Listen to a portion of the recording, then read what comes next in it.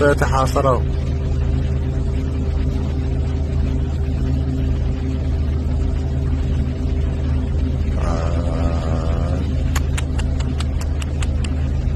شو النار. Hello, I'm a retired general. Welcome to my channel. I'm here because what you see on the news tells you what is happening. I'm going to tell you what it means, as someone who has read intelligence assessments and been inside decision-making rooms. One more thing before we begin. This channel uses its revenue to fund student scholarships. If you subscribe, like, and comment, you are directly supporting that mission. Please hit subscribe now and turn on notifications. Now let's get into it. 10 days of war. $3 billion. That is what European taxpayers have already paid in additional energy costs since the fighting started, and the meter is still running. This is not a European story.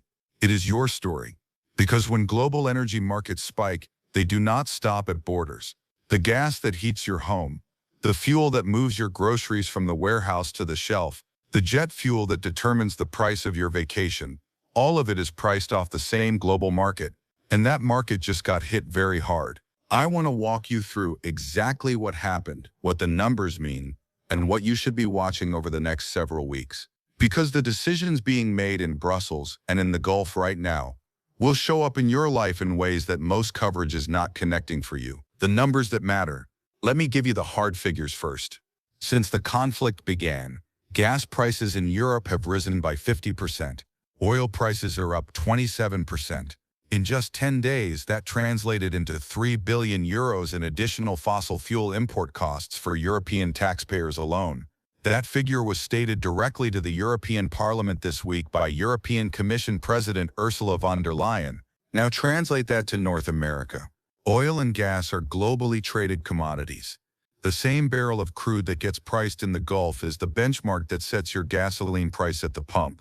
The same LNG market that Europe is now competing in more aggressively is the same market that affects your home heating bill. Goldman Sachs analysts were already projecting gas prices in the range of $4.5 per gallon for American consumers if the Strait of Hormuz remains closed into its fourth week.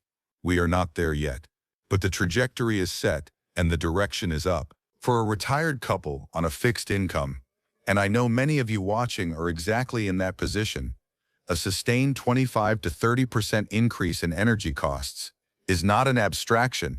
It is a real hit to a budget that was built on different assumptions.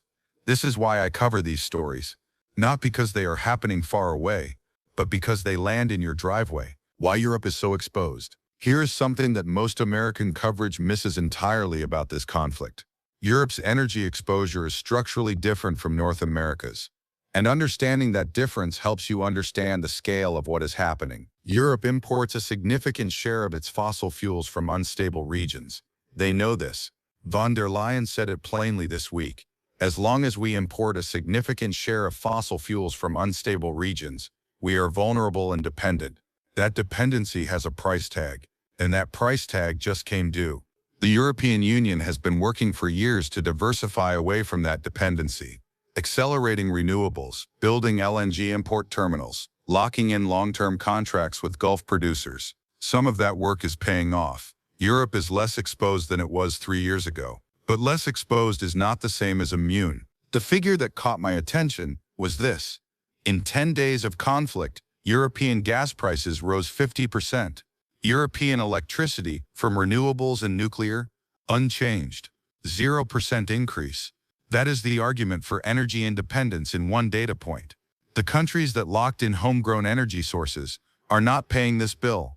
The ones still dependent on imported fossil fuels are. North America is in a better structural position. The United States is a net energy exporter. Canada has significant domestic production. But global pricing benchmarks still affect what you pay at the pump. And the disruption to Gulf shipping chains has knock-on effects across the entire global economy that will show up in prices beyond just fuel. The G7 emergency meeting. This week, G7 energy ministers held an emergency meeting. That was followed by a video call among G7 leaders themselves. Both focused specifically on the energy implications of the conflict. The outcome was a commitment to coordinate positions on stockpile releases, to monitor supply disruptions, and to maintain pressure on Russia. And that last point is significant, and I will come back to it. The International Energy Agency has already been engaged. The United States Strategic Petroleum Reserve currently holds approximately 172 million barrels. A coordinated IEA release of up to 400 million barrels across 32 member nations was discussed. These are the tools available. Whether they are sufficient depends entirely on how long the Strait of Hormuz remains closed. Here is the hard truth. The G7 ministers were dealing with but could not say publicly. Stockpile releases are a bridge strategy. They buy time. They cannot substitute for actual production and flow. If Hormuz stays closed for weeks rather than days, the strategic reserves get drawn down and the structural price impact becomes unavoidable. The EU Eurogroup commissioner was careful with his language this week, deliberately so. He said it was too early to speculate about specific policy implications. But he also said this: persistent targeting of shipping and energy infrastructure risks exposing the global economy to a stagflationary shock. Stagflation, higher prices combined with weaker economic growth at the same time. For retirees and near retirees, that is the worst possible economic combination. It erodes purchasing power precisely when you need stability. The Russia dimension. There is a second layer to this energy story that most coverage is treating as a separate subject, but belongs in the same analysis. Russia is profiting from this conflict. The spike in oil prices is filling Moscow's war chest at exactly the moment when Western pressure on Russian energy revenues was starting to bite. The EU Eurogroup commissioner said it directly at his press conference this week. We should keep the pressure on Russia to prevent it from filling its war chest. Not doing so would undermine Ukraine and our allies because, and these are his words, Russia is playing on the same team as Iran. Now think about what that means in practical terms. Every dollar that the price of oil rises above its pre-conflict level is additional revenue for Moscow. Russia did not start this war, but Russia is benefiting from it in direct, measurable financial terms. And there are intelligence reports separately covered in our Day 12 analysis indicating that Russian intelligence shared targeting data with Iran that contributed to American military casualties. So you have a situation where a U.S. adversary is simultaneously profiting from a U.S.-backed war and providing targeting assistance to the forces fighting against American troops.